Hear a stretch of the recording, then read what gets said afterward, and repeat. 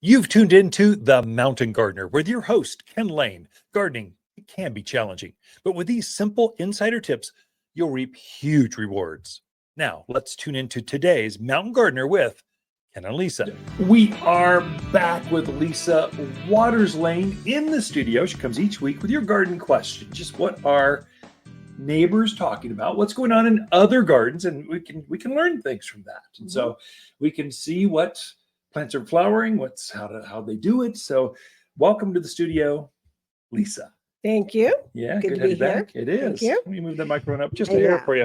As I- There you go. Trying to get it set. So perfect. I'm And just so so quiet. It never comes over. you're a quiet talker. You love to take on the noise level of whatever the room is. And I'm like a loud talker. No matter how loud the room is, I can still be heard across the room It's very with or true. without a microphone. So Mhm. it's not better or worse or either one. You need them. And that's why we attract each other. You're That's my why, huh? my fun to my shui. Feng shui. Yeah, Get it? I got it. Yeah, okay. Make sure. I know the audience got it. All right. So questions. Sure. What is happening out there in the gardens? Oh, lots of stuff. So our first question is from Alan in Prescott Valley. He has an older, mature Raywood ash. Half that tree seems to be dying out. So Okay. it's losing its leaves. The branches are getting brittle. Just kind of what could be causing that? Anything he can do? What do you think? Those are all precursors to death. You should be worried. So, but you're picking up on it because you're a gardener. You saw it and you kind of go, no, what's going on? So that half of the tree, the roots on that side is something's going on. I don't know what, but I can show you a couple things or mention a couple things that are highly likely. One, gophers, they can eat roots of plants, and as they eat the roots off, the stress will be seen on the top layer of that tree. So don't let, and you'll see mounds of dirt around the tree. They can be all around the tree, but they've done more damage on that side where you're seeing the brittle or it's not as active, that kind of thing. Grubs. There's a white kind of C-shaped worm that gets in there. It's a larva stage of beetles, basically. And so they live in the ground for a couple of years, eating the roots of trees. Raywood ash is a favorite. So they could be doing that. So if you don't see mounds, you might dig a test hole. Just see what's down there. Just a small hole, anywhere. And if you see even one grub, come talk to us. We have a grub killer. It's called Grub Killer. It's not very original. Highly effective. And so I saw some stress in our yard. I didn't even test. I just went, I know grubs come out this time of year. I'm getting some grub killer. I'm just putting it down there and praying for rain. It's a granular. You sprinkle it out there. It's a water activates it. So you need water to hit those granules within the first month. So we usually are going to see rain sometime in the next few days, really. So it'll activate it, go through the soil, takes out grubs. So it's one season, one application treats a whole season. So it's an easy one. So watch for that. And then you get into the really weird stuff. So it could be watering. Just the water, when it was smaller, your irrigation did great. And as it has grown and the roots have grown out, now the roots are not as balanced with your irrigation cycle. Could be that. That's an easy tune-up. Just add a minute or two, or take a soaker hose, or just water it by hand some. For now, the tree is stressed. No matter what, you should fertilize that thing with two things. One, most important, humic, Humic. Humic is humic acid. It's a granular, it looks like coffee grounds, only it actually does a lot of good in the soil. So it invigorates the soil so that tree wants to root, kind of goes, oh, I want to root out here. This is pretty amazing. You've got damage up there because there's some stress on that side of the roots. There's not enough roots on that side of the tree to support the growth. And so you need to get it to reroot. And it may not have roots because of gophers, grubs, and other things. So that'll help it to reroot. And then fertilize it. Just get it some nutrients. And so a 744 all-purpose plant food. So it's a natural granular food you sprinkle out there at the same time. Well, Ken, which one goes on? I was going to ask first, Alan. Like, what do you do first? It doesn't matter. Either one. Just put them down, activate it by water, and just make it all go. So that'll help you with two things. it'll help it to add some more foliage, grow some more roots, and it will increase that beautiful purple color that Raywood ash is so famous for, usually at the end of October through November. So you got a few months of that, but you're setting the stage for great looking color. Stressed out trees have muted off colors. Strong, healthy trees have this beautiful autumn color that just like you got to stop and admire the foliage. You have to collect the leaves and go, wow, these are so special. I can't believe creation can make this kind of color purple or dark, rich, deep red on a Raywood ash.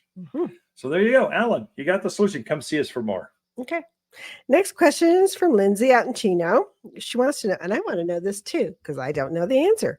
Can pre-emergent be used in an existing lawn? Oh, Lindsay. Sure. Yeah, it's a great question, Lindsay. Great question. And the answer is absolutely yes. It is actually highly effective. Now, the best way to keep weeds out of a lawn is have a nice, thick, healthy lawn. So if you've got some weeds, that just means the grass is not choking out everything else. That's what a healthy lawn does. So you have less dandelions, less crabgrass, less weeds with a healthy lawn. So I would say fertilize. That's a theme right now because the yard's running out of food. You need to re-up that. So get the grass to grow, but then you can use a granular pre-emergent on that grass, and any weed seed that happens to land inside that lawn, it will not germinate.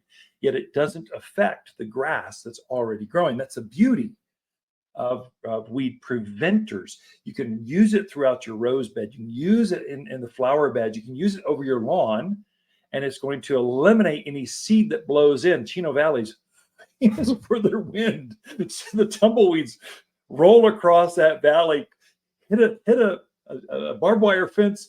They create a ramp. They just keep piling up until they start launching over the fence. Yeah. So that's every time they roll, you're getting more seed. And so every kind of weed has their own seed and how it spreads. It will keep those from germinating. And most weeds are actually annuals. They come back every year by seed, not by the roots. So perennials, they come back from last year's root, and they come up and become even bigger and stronger. Weeds don't do that.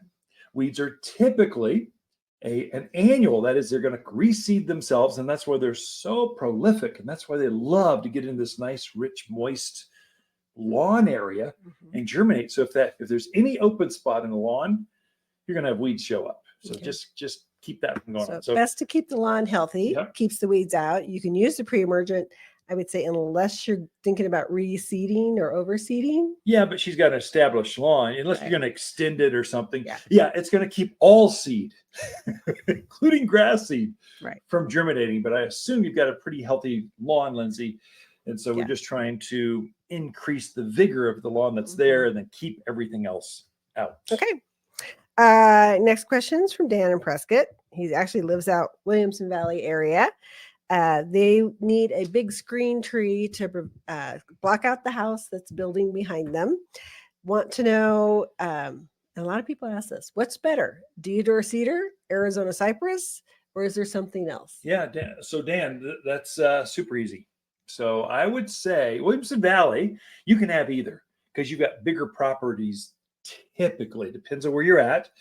But for bigger properties, Deodora Cedar works. So Deodora Cedar also is known in the Bible as the tree of Lebanon. These trees grew hundreds and hundreds of feet. They're like mini, like redwoods. And so they get ginormous. Now, we don't have any that are hundreds of years old here yet, but that's where they're going to go to. So it's too big for a smaller yard. You just don't want to do that. Arizona Cypress is the one that grows native out towards where you're at, Dan. So if I had to pick between the two, I would go with Arizona Cypress just because it's going to naturalize. And once they're up to size, you'll never have to care for them again because they're in their element, Arizona Cypress. Whereas Deodora Cedar is more of a Middle Eastern thing. I mean, it's in a similar climate to us, and they're fast growing. Both are very thick, very full, easily up to 25 feet by 12 feet wide, solid green. But I would, if I had to choose, Dan, you have to choose. Probably, I guess you could mix them up with big product, you could mix and match. Yeah. But if you want a wall or privacy, a lot of folks want the same. Mhm. So I would do Arizona Cypress. Come in and see us for more. We can help you with spacing, how many you might need. Take a picture, what you want to block. We can help you block it. This is what we do for a living and have fun at it. Thank you, Lisa. Okay. Butterflies bring magic to the garden, and attracting those winged wonders is easy with Water's Butterfly Plant Collection. Water specializes in local plants and knows exactly which plants butterflies adore. We create a natural, safe, and organic space for you and your beautiful butterflies. Visit Waters Garden Center at 1815 Iron Springs Road in Prescott. Or online at watersgardencenter.com. Smell the flowers that butterflies love and turn gardens into a butterfly paradise. Butterfly. For a more fruitful garden, increase success in the landscape that just feels better, then tune in daily to the Mountain Gardener podcast. Subscribe through your favorite podcast streamer or visit watersgardencenter.com. Better yet, visit me directly right here at Waters Garden Center. Thanks for tuning in.